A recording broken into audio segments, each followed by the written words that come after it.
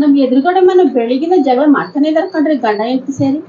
ಅದೇನು ನಮ್ ಜಗಳ ಮಾಡ್ತಾರೆ ಅಂತಾನೆ ಗೊತ್ತಿಲ್ಲ ಕಣ್ರಿ. ಇದ್ರ ನನ್ ಕೈವಾಡ ಏನು ಇಲ್ಲಪ್ಪ.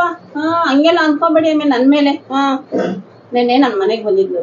ನಮ್ ಮನೆಗ್ ಬಂದಾಗ ಕೇಳಿದ್ಲು, ಅಕ್ಕ ನೀನು ನಿಮ್ ಯಜಮಾನ್ರು ಖುಷಿಯಾಗಿರ್ತೀರಾ, ಯಾವಾಗ್ಲೂ ನಗಾಡ್ತಾ ಇರ್ತೀರಾ, ಏನಕ್ಕ ನನ್ಗೆ ಸ್ವಲ್ಪ ಹೇಳಕ್ಕ ಅಂತ ಹೇಳಿದ್ಲು. ಅದಕ್ಕೆ ನಾನು ಹೇಳೋಣ ಬೇಡ್ಬೋ ಅಂತ ಅನ್ಕೊಂಡು, ಆದ್ರೂ ಇರ್ಲಿ ಪಾಪ ನಮ್ ಸಿಗರೇಟ್ ಸ್ವಲ್ಪ ಅವ್ರಿಗೂ ಹೇಳೋಣ ಅಂತ ಹೇಳ್ಬಿಟ್ಟು ಹೇಳ್ದೆ.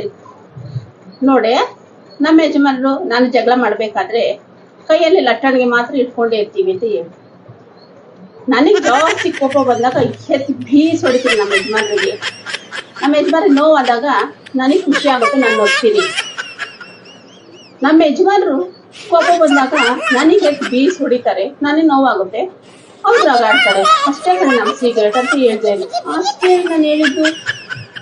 ನಾನೇನ್ ಹೇಳಿದ್ನ ಅವಳಿಗೆ, ನಿನ್ ಗಂಡನ ಜೊತೆ ಹಿಂಗೆ ನೀನ್ ಜಗಳ ಮಾಡು ಅಂತವ?